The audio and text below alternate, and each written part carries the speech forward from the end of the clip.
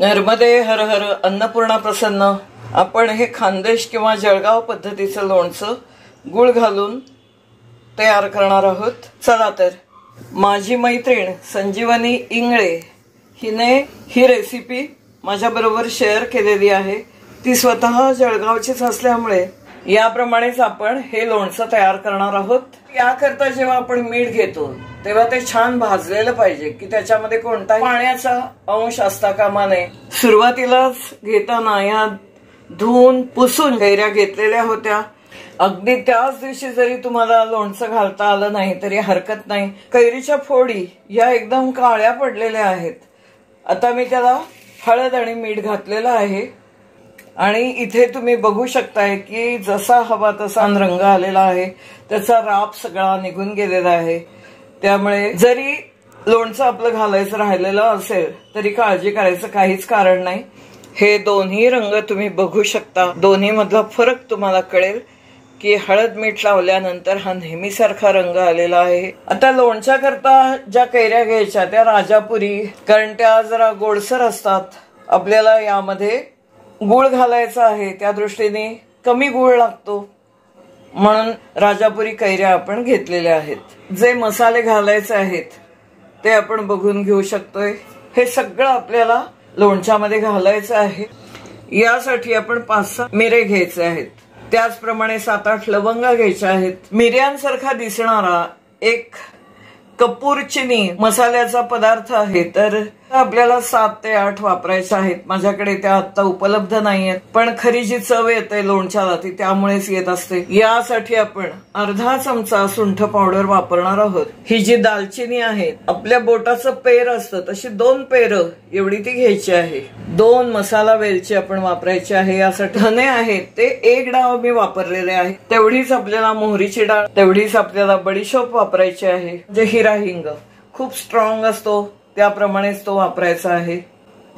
यासाठी आपण लाल तिखट वापरणार आहोत। हे जे आहे ते काश्मीरी मिरच्यांचं तिखट आहे, म्हणजे रंगाचं आहे। ते सुद्धा आपण जेवढं वापरतो त्या अंदाजाने आपल्याला वापरायचं आहे। हे जे तिखट घेतलेलं आहे मी ते साधारण अर्धा वाटीच आहे। ही आहे मेथी, तीही आपल्याला कुटून घ्यायची आहे, ती आपल्याला अर्धा चमचा घ्यायची आहे। फोडणी करता या वाटीप्रमाणे 1.5 वाटी तेल मी वापरणार आहे। तुम्ही तुमच्या अंदाजाने ते घालू शकता। यासाठी आपण गुळ 1/2 किलो पर्यंत आपण वापरायचं आहे। हे धने आपले मिक्सर मधून काढलेले आहेत। आता आपल्याला बडीशोप याची पण आपण पूड तयार करून घेतलेली आहे। तेवढीच आपण मोहरी डाळ घेतलेली आहे, पण ती बारीक नाही करायची, ती आहे तशीच ठेवायची आहे। अर्धा चमचा ही मेथीची पावडर आपण वापरतो आहोत। त्या हिशोबामध्ये मी हा हिंग वापरते आहे। आता आपल्याला मसाला वेलची, लवंग आणि मिरे घालायचे आहेत, दालचिनी सुद्धा। ही दालचिनी आपण बारीक करून घेतो आहोत। मसाला वेलची, लवंगा आणि मिरे मिक्सरच्या दृष्टीने हे खूप कमी आहे, त्यामुळे आपण हे कुटून घेतलं तरी सुद्धा चालेल। याचबरोबर मिक्सरचे सगळे पदार्थ आपले फिरवून झालेले आहेत। ही सुंठ पावडर माझी विकतची आहे, ती आपल्याला अर्धा चमचा घ्यायची आहे। तर हे अगदी आवश्यक असलेले सर्व पदार्थ आपले घेऊन झालेले आहेत। गुळ बारीक चिरायचा आहे। आता तेल आपल्याला गरम करत ठेवायचं आहे।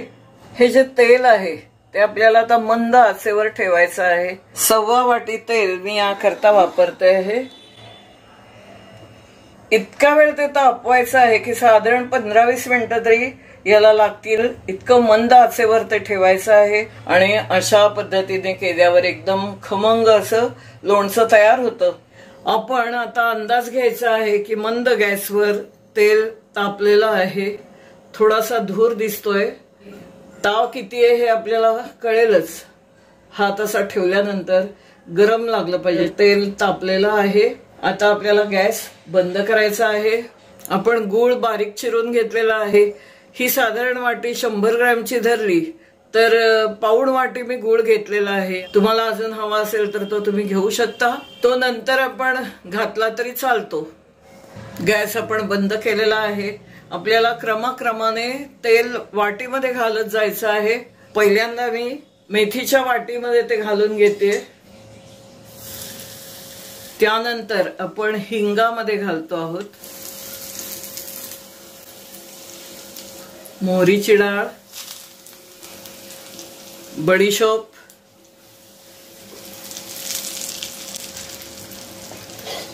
यानंतर मसाल्यामध्ये असं आपण सगळं वाट्यांमध्ये तेल घालून घेतलेलं आहे। आता थोडा ताव कमी झाल्यावर आपण लाल तिखटामध्ये घालणार आहोत, कारण लाल तिखट जळून जाईल। आता याप्रमाणे आपण सगळ्यामध्ये हे गरम तेल घालून झालेलं आहे, आपण बघू शकतोय।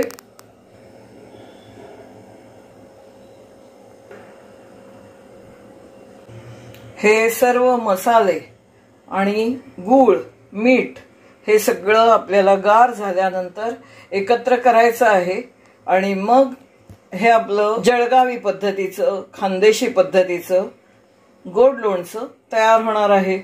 या कैऱ्यांच्या फोडी आपण गाळून घेतलेल्या आहेत, त्या आपण फडक्यावर घालून पुसून घेतो आहोत। या दिवसामध्ये वाळू शकणार नाही, त्यामुळे त्या आपण पुसून घेतलेल्या आहेत। अशा कोरड्या झालेल्या कैऱ्या आपण बाजूला ठेवून देऊया। एरवी आपण सगळ्याचा खोल असा खळगा तयार करतो आणि त्यामध्ये गरम तेल वापरतो कडकडीत झालेलं, पण तसं मी तयार केलेलं नाहीये। हे सगळं आता आपण पसरट भांड्यामध्ये एका घालून द्यायचं आहे। हे जे आपण एकदम कोरडं भाजलेलं मीठ आहे ते या सगळ्या मसाल्यांमध्ये एकत्र करणार आहोत। या फडक्यावर आपण पुसून घेतलेल्या फोडी आहेत त्या मी घालून देते। याला पुरेल असं आपण मीठ घालणार आहोत। 7-8 तास झाल्यानंतर हे सगळं आता एकदम गार झालेलं आहे। आपण हा सगळा मसाला एकत्र करायचा आहे।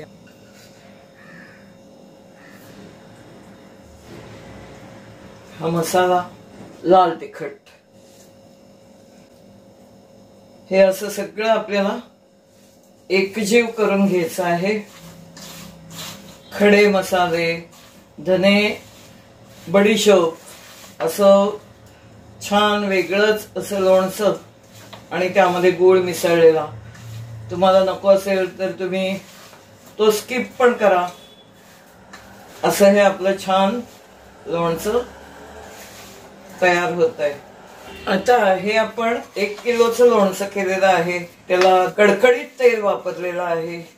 मला निम्म्याच लोणच्याला गूळ घालायचा आहे। आता हे आत्ता दिसतंय, हे तेल नंतर सुटेल, म्हणजे फोडीना राहणार नाही। याची आता आधी चव बघायची आहे। आता आपण यामध्ये गूळ मिसळून देणार आहोत। आता आपल्याला हे ठेवत असताना काळजी कशी घ्यायची आहे लोणच्याची, तर हे एका बरणीमध्ये भरून ठेवायचं आहे प्लास्टिकच्या, त्याला फडकं घालायचं आहे, दररोज ढवळून ठेवायचं आहे की मग हे खानदेश पद्धतीचं आपलं लोणचं एकदम सुंदर तयार होईल। चांगलं टिकायचं असेल तर फ्रीजला पर्यायच नाहीये। आपलं खानदेशी लोणचं आता तयार आहे। तुम्ही सुद्धा याप्रमाणे लोणचं करा, चॅनल सबस्क्राईब करा, लाईक करा, शेअर करा, कमेंट करा। असेच नवीन नवीन व्हिडिओ मी अपलोड करते आहे, त्याला प्रतिसाद द्या चांगल्यापैकी। पुन्हा भेटूया अशा छान व्हिडिओसह। धन्यवाद।